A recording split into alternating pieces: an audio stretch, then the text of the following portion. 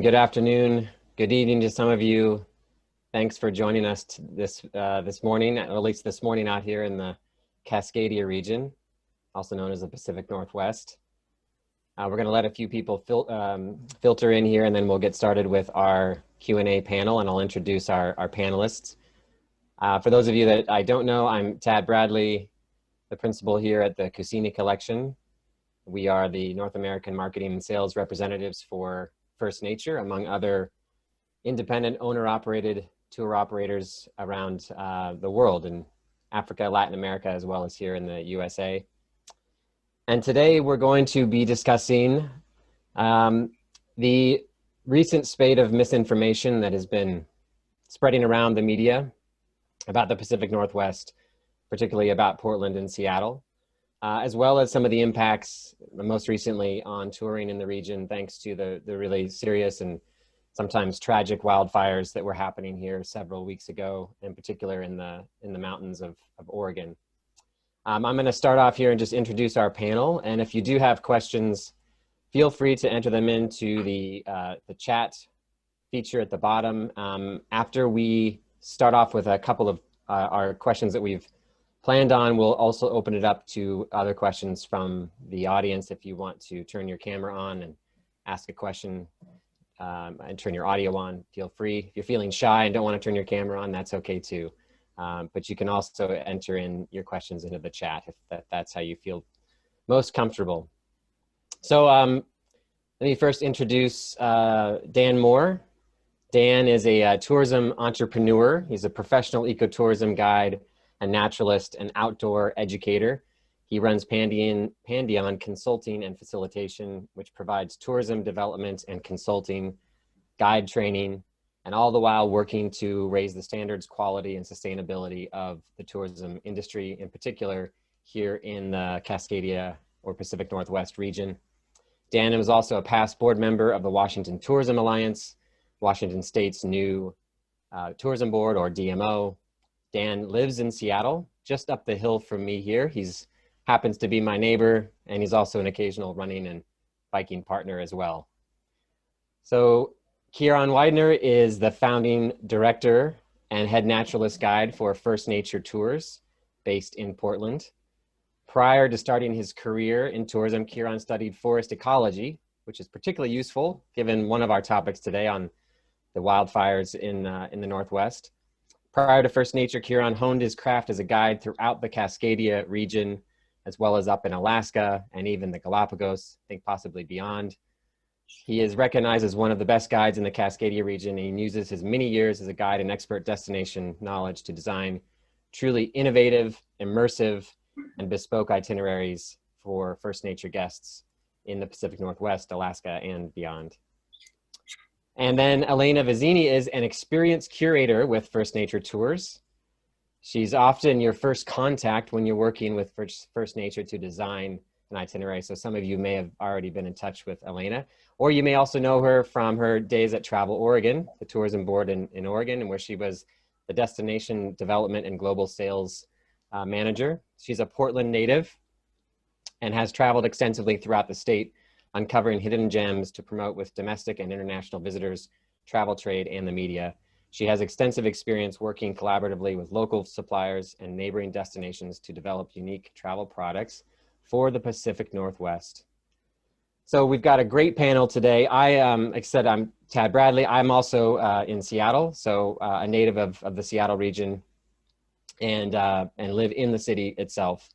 So today we're going to start off talking about the recent wildfires that ravaged part of Oregon, part of Washington State, and sadly are still happening down in California. So Kieron, I thought we'd start with you with some support from Elena as well, but just to get an update on the wildfire situation as it currently stands in the region, and also talk a little bit about the unprecedented nature of these particular wildfires. I think sadly unprecedented is kind of now precedent for a lot of global weather events and climate change impacts, but in the case of these particular wildfires, they were relatively unprecedented for Oregon. So just give us an update on where things stand and talk a little bit about what happened in that particular case with these fires.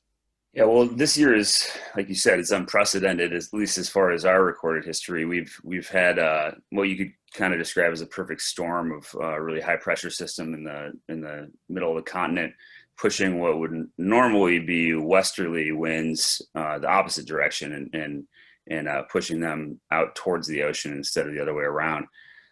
So really warm, dry air, inside the continent, pushing outward, causing the perfect conditions for fire if it were to start to spread really rapidly. And so that's what we saw happen here, and it continued for quite a long time in September, where it was kind of raging out of control all the way down, up and down the western coast. This high pressure system kept these high winds and warm, dry air, spreading the fires rapidly beyond what we could even begin to contain. It was very much an emergency reaction scenario with firefighters trying to evacuate people first and foremost before they started actually trying to contain fire. And so that was the scenario we were dealing with earlier in September. And I think just in Oregon alone, I mean, we're over 750,000 acres have been burned.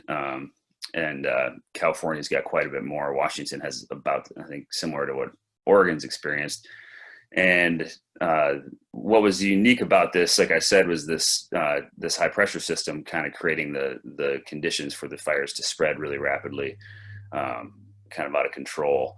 And we've been having these longer, drier summers as well over the course of the last several decades. There's been a drying trend in the Pacific Northwest that's been leading to more and more conditions for these fires to happen, as well as more and more human incursion into areas that were predominantly wilderness, and that combined with kind of poor forestry habits for 150, 200 years.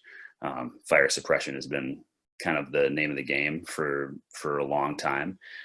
We've just only recently started to update our management techniques in consideration of the fact that these areas actually are meant to burn, and that fire is a good thing, especially when it's part of a natural ecosystem.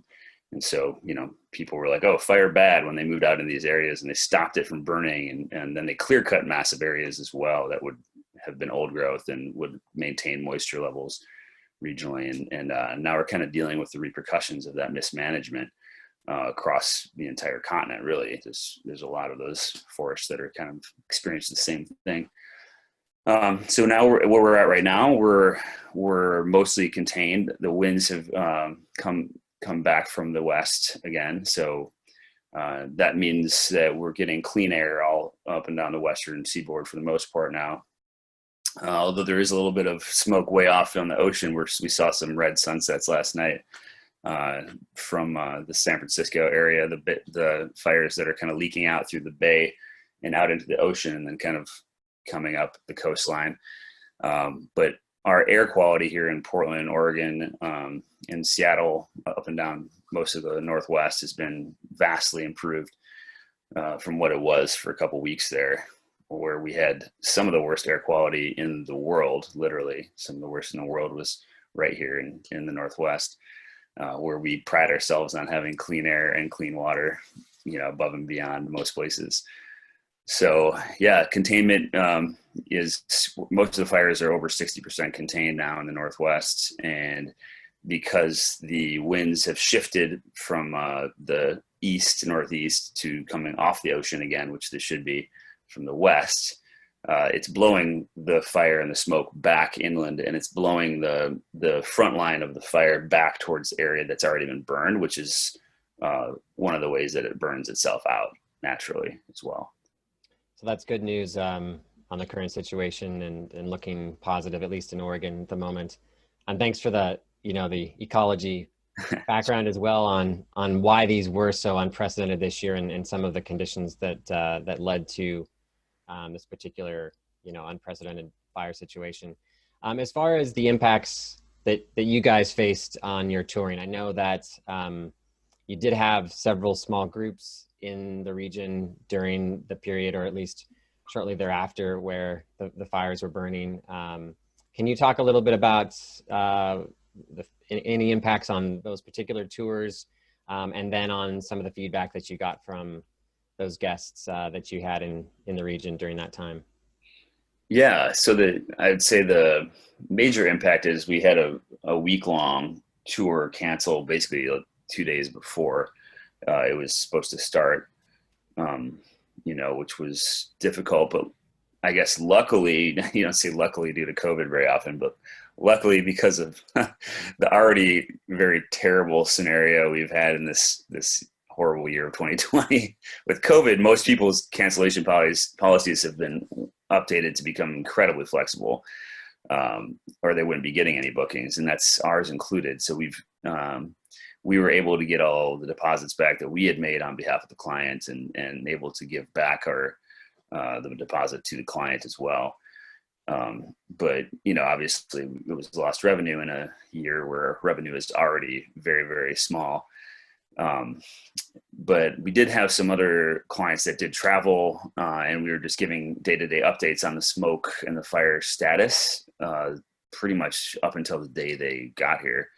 And even then some, and luckily the fires died down significantly, right before they got here, and the winds shifted back, to come from the west, and the air cleared up. So it was kind of perfect timing that they were still able to do their multi-day tour. And it wasn't really negatively affected at all. I guided part of it myself, and Elena was even out in the field for part of that one. And yeah, it was great. They had a great time. So, and that's kind of, what was the date on that, Elena? Do you remember the date range? The 19th to the 22nd. Yeah, so by the 19th of September, everything was basically clear and very breathable again, and clear skies out on the coast. It's been that way ever since.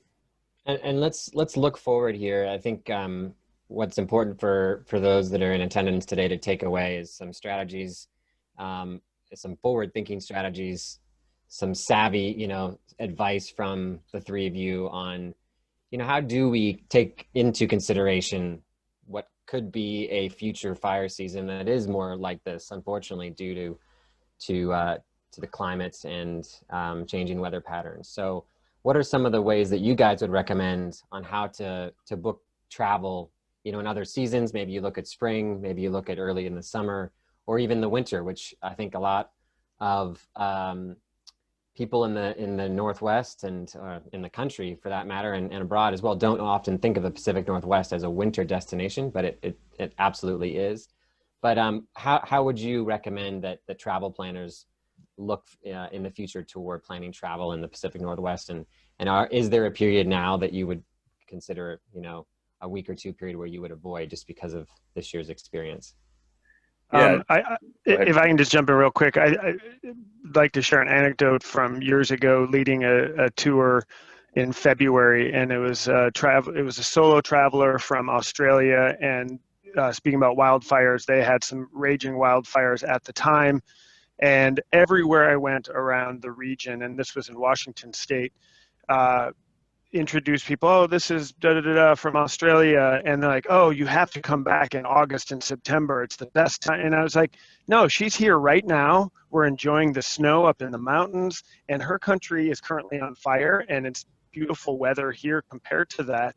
And so I think one of the key things that we on our end in our communities need to recognize is that it is nice in many times of the year, and especially because we've got such diverse geography here in the Northwest.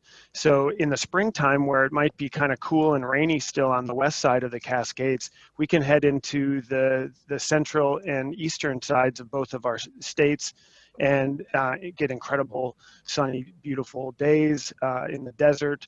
Lots of great culinary activities that can happen out there from the wine and the beer industries and the food growing crops, and wildflowers and bird watching is wildlife watching is incredible in the central and eastern parts of the state at that time of the year. So I think there's two things going in our favor, and the one is the fact that we've got such diverse climates and geography here in the Northwest to take advantage of, whether it's an incredible snowy ski day in the mountains in the morning and then head down to kayaking for here in Washington, head down to the Puget Sound for kayaking or sailing in the afternoon. So there's very few places in the world where you get so much diversity in such a small amount of territory. And then I think the other component is just the aspect that we've got a lot of diverse activities as well, from outdoor recreation to culinary to culture and things like that. And so many of those are even better outside of our typical summer touring months. But for those of us who live here, we get so used to telling everybody that it's so amazing in September. And now that we're seeing that we don't always get to bank on that every year because of the couple weeks that we're dealing with some wildfires. That's a great point, Dan. The diversity of climate just within the region itself presents opportunities for planning, around other time periods. So like you say, in the winter, looking at the east side of the mountains where the weather is oftentimes sunny and maybe a little bit cold, but it still, doesn't impact touring much at all. So not only reconsidering your travel planning around seasonality, but reconsidering your travel planning in specific seasons because of the diversity of geography and climate, and just within this really incredibly diverse region in so many ways.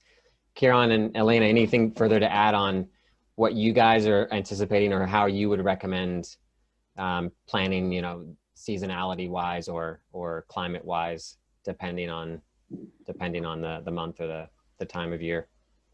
Well, we're always pushing shoulder season in general and off season, just because of the crowds and the benefits of lower rates in general too. I mean, there's so much you can see and do outside of the main summer months that most people are traveling and seeing and doing it without having to push through crowds of people and having to pay literally twice the rates on hotel rooms is a huge benefit.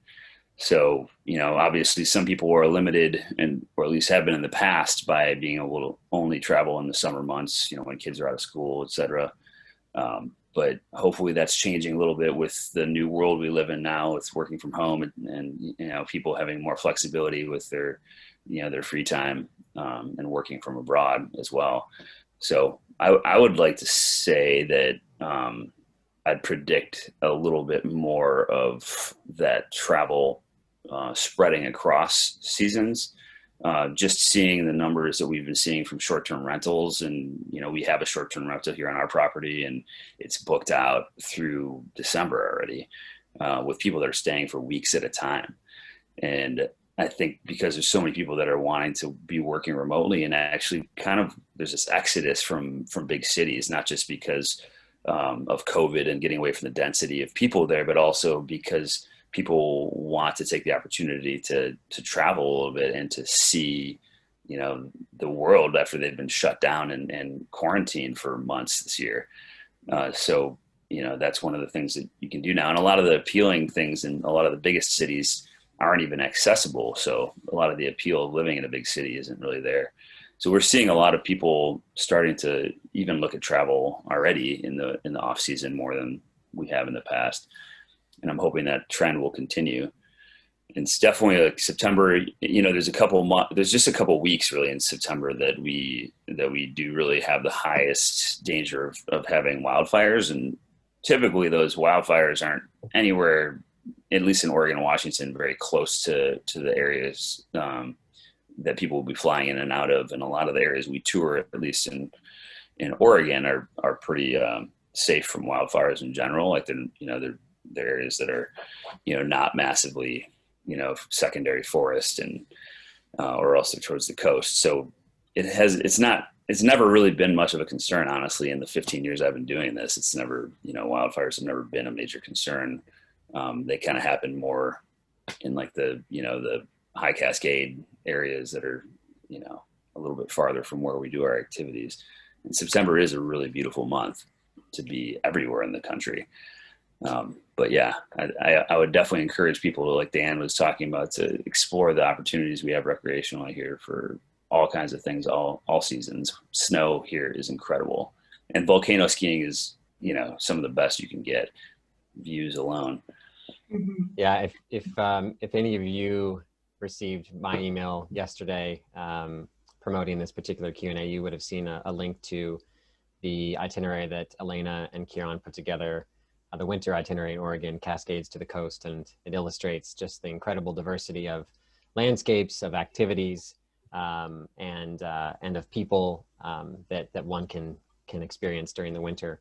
I think another important point here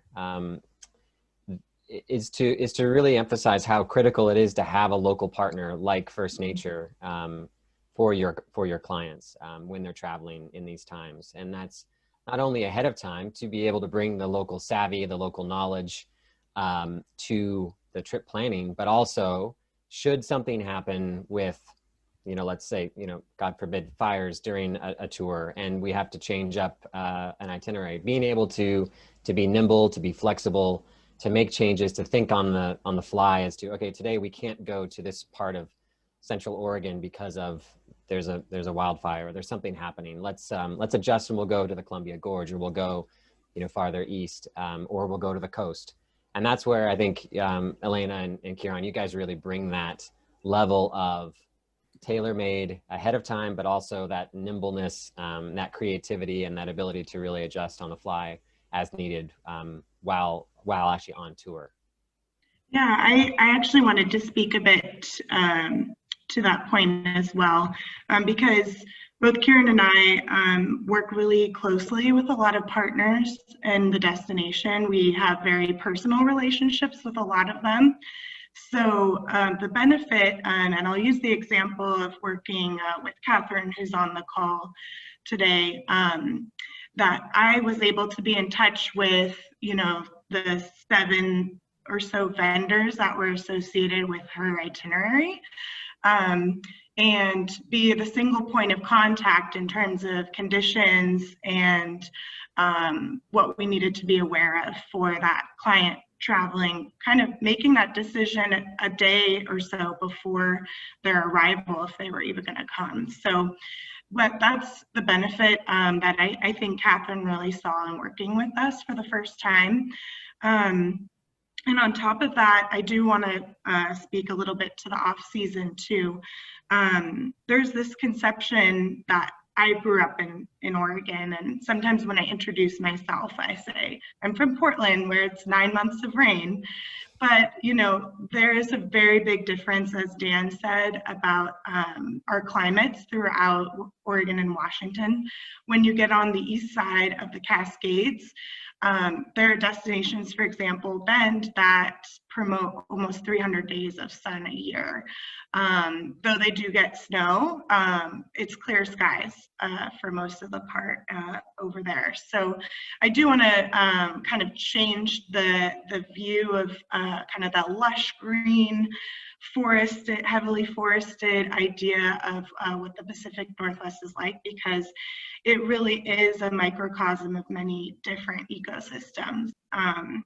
And along with that, a lot of the communities, I used to work in community development in the state, and a lot of the communities have really built strategies around seasonality and providing year-round experiences. And that's anything from certain festivals that only occur in the winter, spring, and late fall months, to encouraging businesses to have a really unique approach to when it is raining, to have an intimate experience indoors. I am curious to see what that's going to look like with COVID. However, I know that we are a very creative destination and we work very collaboratively. And so I just want to echo that to any of you who aren't really familiar with working within the Pacific Northwest.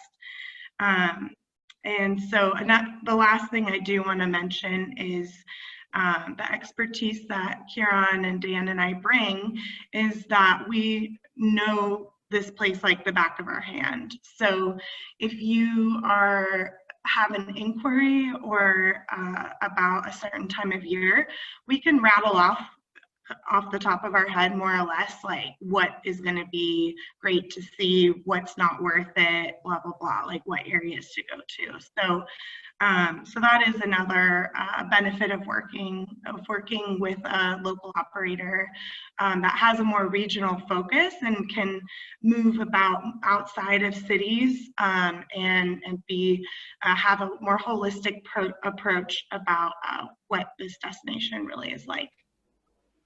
All excellent points, Elena. And I think sometimes those of us Northwest natives are kind of our worst enemy when we talk about our region, because we oftentimes emphasize the rain, if only, you know, from a joking, stereotypical standpoint. But your points are right on. And I think I also, in terms of your experience and your knowledge, and Dan and Kieron's knowledge, I have learned an incredible amount about this region in the short time we've been working together. And even just in that itinerary, the winter itinerary in Oregon, I didn't know there was a truffle festival in Oregon. I didn't know there were truffles in Oregon. I didn't know that there was that amazing hut on Mount Hood above Timberline Lodge that you can rent and as an exclusive group and have a chef's dinner there. And the list, I didn't know you could snowmobile to Crater Lake. I could go on and on. But you guys really do uncover these incredible gems and really bring so much value to the table. Let's transition here to the other big topic, elephant in the room, if you will, the protests that have been happening in Portland and Seattle largely over the last 4 to 5 months. I think, you know, looking at the politics of the wildfires, which unfortunately has been used really for political reasons by a lot of people. There were false reports and conspiracy theories about the fires being started by Antifa, which all officials from governments to the fire to the police all strongly condemned as false and just deliberate misinformation. I think there's also then been a lot of political motives and misinformation around the protest in both Seattle and in Portland. Even in last night's debate, for those of you that watched that, I don't know what to call that. I'm not sure I'd call it a debate, but Chris Wallace asked a question about the violence in Portland. So this serves, and that question really serves as a great microcosm of the media's coverage of the region and specifically about Portland and Seattle over the past 4 months. So Kieron, I know that even your parents who live in Wisconsin, who were recently out and visited you, they had some trepidation about visiting you in Portland, where you live and you work, because of the coverage they were seeing in the media. Can you guys tell us, and I'll start with Kieron, given your question about your parents, but then open it up to all three of you. Can you give us the real, what's really happening on the ground? And then what has been the impact, if any, on your touring in both Portland and Seattle, the impact that the protests are having on your touring in Portland and Seattle. So Kieron, first to you. Yeah, there's been a lot of impacts actually, and there's been just a trend of misinformation this year in general, just being disseminated not just through actual like supposedly credible media sources, but also through, of course, social media, which is notoriously uncredible. I've actually had like my parents like record what they're seeing on their news channel in rural Wisconsin and compare it to what is actually happening here on the ground, because I go downtown every day and it's completely night and day. And even on some of the social media posts I've seen being distributed, they've used images from other protests and other riots in like Europe, not even on this continent, just to sensationalize what's been going on here. And I'm not trying to downplay the movement, which is, in my opinion, like not to get too into politics, I think is a good movement. And I think we should ride the tide of racial equity and inclusion as much as we can, and anti-racism is important. So there's that faction of it, which is the people that are there protesting and trying to get their voice heard against racism and against fascism. And then there's the media sensationalization of what's happening. And then there's also like the actual racist, white supremacist groups that are there just kind of like exacerbating the situation wherever they can. and then helping to spread misinformation about groups like Antifa, which has become synonymous with a terrorism organization, essentially, in a lot of people's minds, which actually is just an anti-fascist group. Of course, they are one of the more aggressive anti-fascist groups out there, but they're, in my consideration, they're far from terrorists. And so this links back even to the fires and to people spreading the misinformation that Antifa is the one starting these fires across the Western United States, as if there's any incentive there, first of all, and as if most of these people from inner cities that are anti-fascist are going, thousands of miles out of their urban areas where they are to go light a fire. There's zero evidence of that, and it doesn't even make sense. So it's just been a storm of this misinformation being spread across the country, and the portrayal of the riots that we've had in Portland and Seattle has been no exception to that. I can tell you, on the ground, we have a 2-block radius of downtown Portland that is home to people that have kind of set up camp as largely peaceful protesters. And what has happened is they have sent in, at one point, a National Guard was sent in to break up the encampment there because they're adjacent to the police department. And the original riots after the death of George Floyd were more violent in the sense of property destruction. There were a lot of people that took to the streets. Thousands and thousands of people took to the streets, and that was over the course of essentially one weekend, where property damage did happen, and there were standoffs with police. But that happened over one weekend, and that was months ago. So now, there's really only from my perspective of seeing it firsthand, there's only been peaceful protests, with the exception of the Proud Boys, which is a right-wing fascist group that decided to do a Trump rally through downtown Portland and drive right through the middle of a bunch of peaceful protesters. And there was a person that was shot as a result of that. But that's a very isolated incident. And once again, this is taking place in about a 2-block radius, still in the same exact place in the financial, district of downtown Portland, where tourism doesn't even really exist. Like, nobody stays there. Nobody visits there as a tourist. And you've got the entire rest of the city and everything around it that you can visit completely safely. And it's safe to even to go down to where the riots were. And I've been taking tour groups down there just to show them all of the murals, because there's beautiful artwork that's been painted all over in both Portland and Seattle, where the kind of heart of those anti-racism protests were happening. And it's been largely peaceful. And Dan can probably speak more to the Seattle aspect of it, since he lives there and has actively toured people there.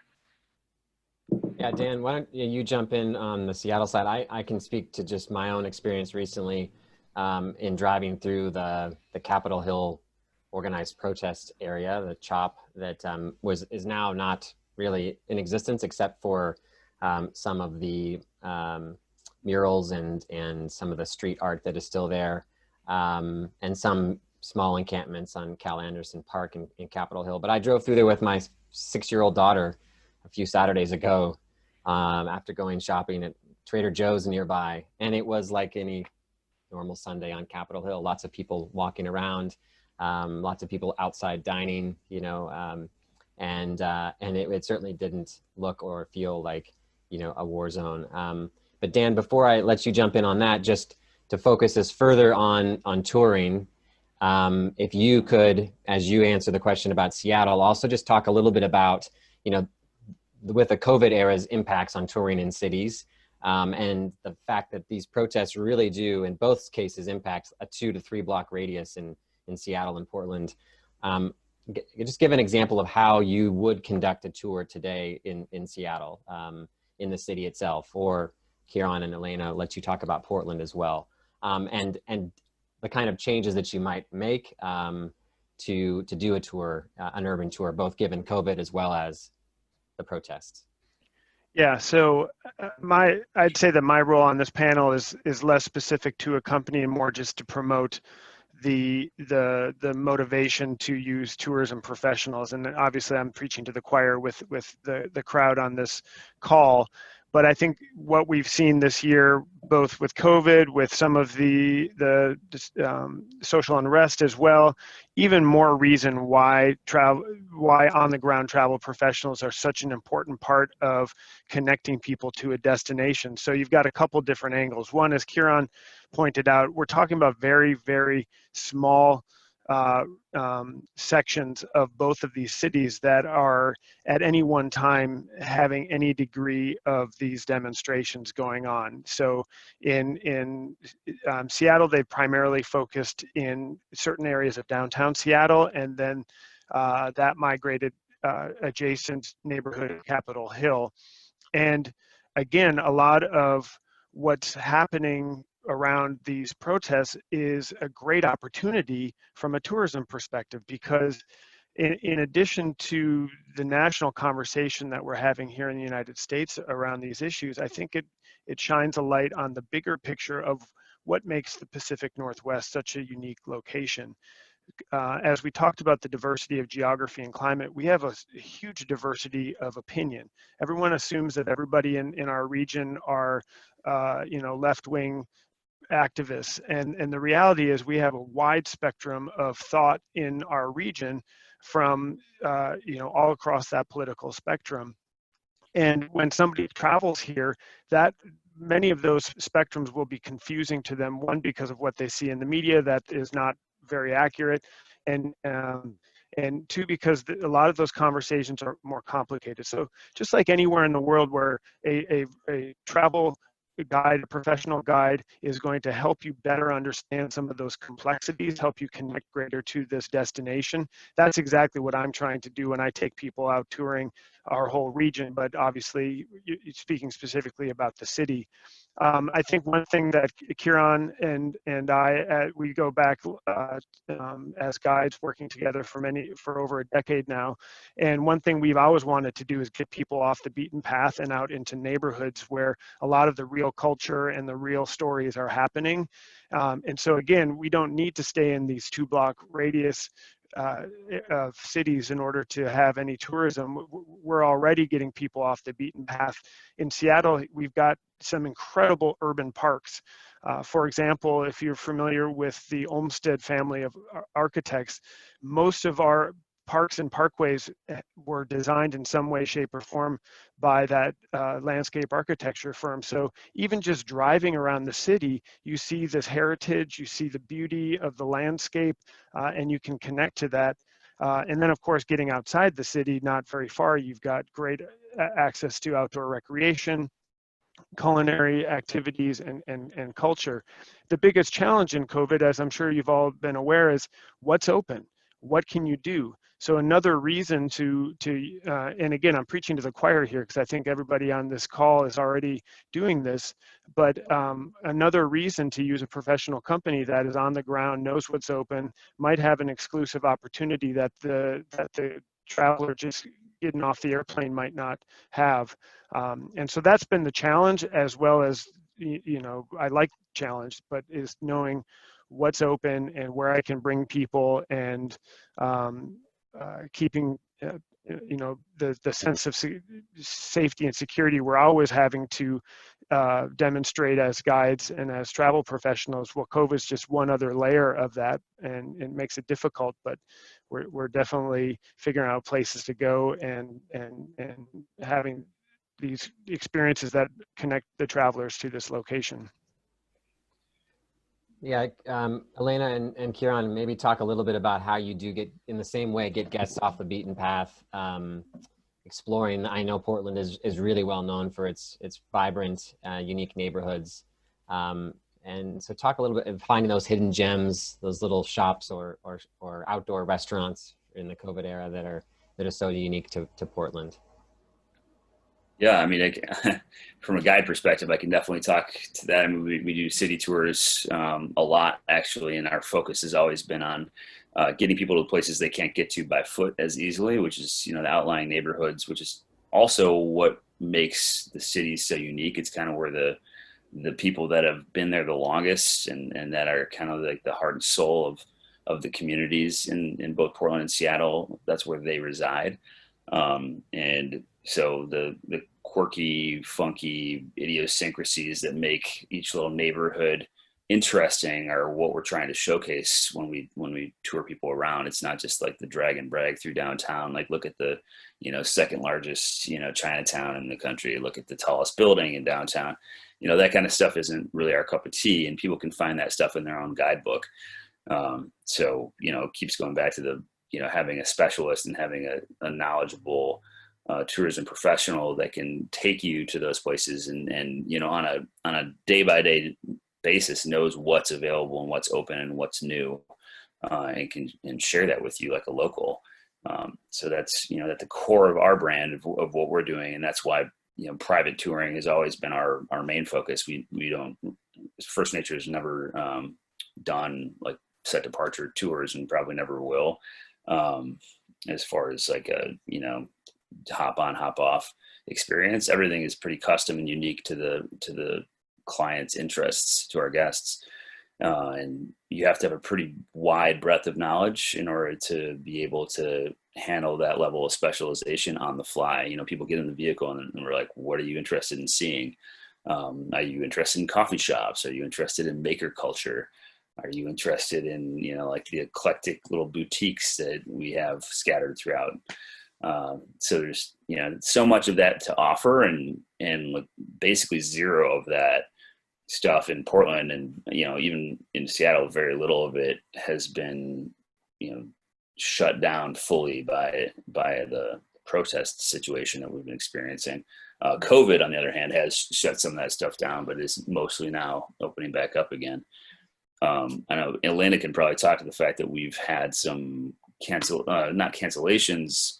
Actually, we probably have had some cancellations, but had some feedback about the protests from some of our partners.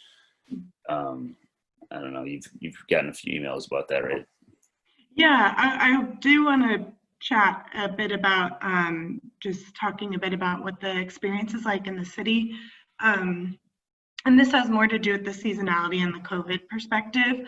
But Portland is known for its food carts and its food cart pods, and a very big culinary destination that is an affordable price point for a lot of people. So we've we've been doing outdoor dining for a really long time in rainy weather. I think it's the only way us locals can stay sane. So a lot of that creativity is starting to bleed into the very fine dining restaurants. And so we are seeing certain, all-star restaurants like Kachka doing amazing private tent dining outside. And so I do just want to let people know that COVID is definitely a challenge, but I know that our businesses are rising to that challenge and creating some really unique experiences that I think are going to continue after the pandemic starts to kind of tail back. So the other thing too I wanted to mention as well is that what's amazing about like Portland and Seattle is that there are great lodging options that are just outside of the city, where you feel like you are basically out in the middle of nature. For example, Skamania Lodge is in the heart of the Columbia Gorge National Scenic Area, and it's less than an hour's drive from Portland and from the airport. So what makes that great is that you can get a taste of the city, but really not feel like you need to stay in the city overnight. So I just wanted to let folks know that that's just a great option. And if there were to be something that arises where there would be an issue in the city, we do have a really great partners that we could try to switch lodging at the last minute. So I'm one of those, always have a plan B in mind, like no matter what. And so that's just like the cards that we have up our sleeve that we can use if there's ever an emergency that we cannot foresee have planned for in advance. And then in terms of inquiries, we don't have them on the call, but we did have a company we were working with that had inquiry for September travel, and then with the protests ended up backing out of booking a trip here. And then they've repeatedly said to us that the protests and the wildfires have caused additional challenges for their team to try to sell the destination. So we really want to hear from folks out there what your clients are asking or what feedback that you're getting if you're trying to pitch the Pacific Northwest. So with that in mind, you know, I look forward to hearing the Q&A portion of this webinar to help, you know, how we can provide talking points in addition to this that would be helpful for you and your teams.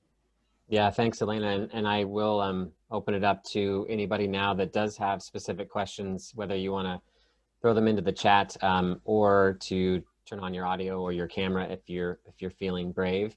And we'll then let Dan and Elena and Kieron have a few last words before we wrap up here. So, and if there aren't any questions at this point, you know, you can always come through to Elena or Kieron to ask those questions. And I hope that today, at the very least, was reassuring for you as a tour operator booking the Pacific Northwest. For one, I think it just reinforced the incredible knowledge and the savvy that these guys have in terms of not only planning touring in this region, but also how they can be flexible and be nimble if things do change. As Elena said, they have a couple of cards up their sleeves should it be needed, and always having a plan B, which I think 2020 seems to be the year of plan Bs and Cs and Ds. So we need to be prepared for that. So we're on plan Z. Yeah. We've gone all the way through the alphabet, and we're going to begin again back to plan A. So I don't see any questions in the chat. I don't know if anybody else is interested in jumping on audio wise. If not, we'll let Dan and Elena and Kieron finish with any last words. Kieron, I'll put you on the spot. Anything else you want to say before we wrap up here? Well, just that I appreciate the opportunity to set the record straight a little bit, and to not trust your media sources. Talk to someone that's actually at the source.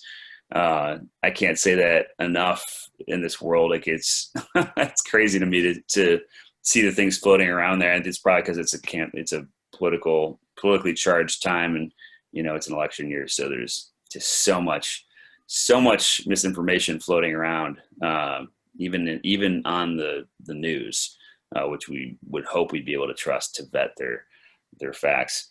So yeah, go to us, go to someone you know directly that's at the source and can tell you firsthand what's actually going on, because we are a very safe, clean, friendly destination to travel to, and yeah, we'd love to have you. And we have been getting, like Elena said, we've been getting a lot of feedback from people that is all very fear-based about traveling here, mostly not even because of the fires as much, but mostly because of the protests actually. And people aren't thinking of it as a safe place to travel to. So we just want to make sure people know that is not the case. It is a very safe place to travel. And yeah, we hope we see you.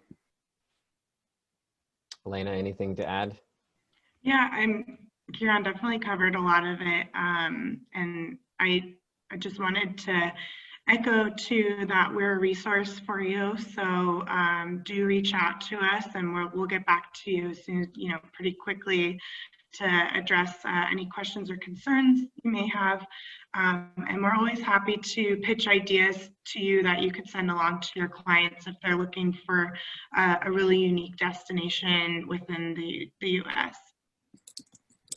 And Dan, I know you love having the last word, so I'm gonna give you the last word today. Thanks. Well, I think the first part is just my view on what the whole purpose of having people travel away from home is to learn new things, to get exposed to some new ideas perhaps, and maybe even be slightly outside their comfort zone. And so I think the opportunity for discussion around whether it's the politics or the environment here in this region, traveling here right now even more so, when people are concerned, we can assuage their fear and their concern, but at the same time, I don't think we should downplay that having real conversations about the state of the world is what this region is known for, and that's a good thing about traveling here. And whether it's challenging people from the culinary perspective, the outdoor recreation perspective, but I think also challenging people in terms of how they view the world in ways that are welcoming and safe for them to do so is part of what this region is known for. So I think it's great that we're in the spotlight right now, and we have an opportunity to flip what seems to be a negative spotlight around into what is positive about this region. And so that's a big reason why I wanted to be here today and support you all. And thanks, Dan. And Elena and Kieron, thank you so much as well for your perspectives and your insights. I'm just going to throw out one last thing for those tour operators on the call. If you, and I'm going to volunteer this before clearing this with Elena and Kieron, but I think they'll be okay with it. But if you do ever need your local experts like Kieron and Elena to do a webinar for your guests, whether it's a webinar that you're going to promote, a Pacific Northwest webinar, or just a specific one-on-one with a particular guest who's interested in booking, but maybe have some trepidation because of what they've been hearing in the media, please reach out to Elena and Kieron. They'd certainly be happy to do something like this on a one-on-one basis or on a promoted webinar basis for your individual company as well. So I think that could be very helpful to debunk some of these stories that the media is propagating right now about Cascadia and Seattle and Portland. And yeah, as Elena said, this will be posted online, so you will be able to watch this in its entirety later if you want. And again, I think all of our panelists, super insightful, got me excited again about the Cascadia region, and I think we really did. You guys all really brought to the forefront what is actually happening on the ground here, and how safe and incredibly diverse and amazing this destination is for people coming to visit. So thanks for that. And thank you, all of you, for attending today and for your thoughtful and open-mindedness to the Pacific Northwest. And we look forward to taking care of your guests, hopefully in the near future, as well as well into 2021 and beyond. Have a great rest of the day, everybody, wherever you may be. Take care. Thanks. Thank you.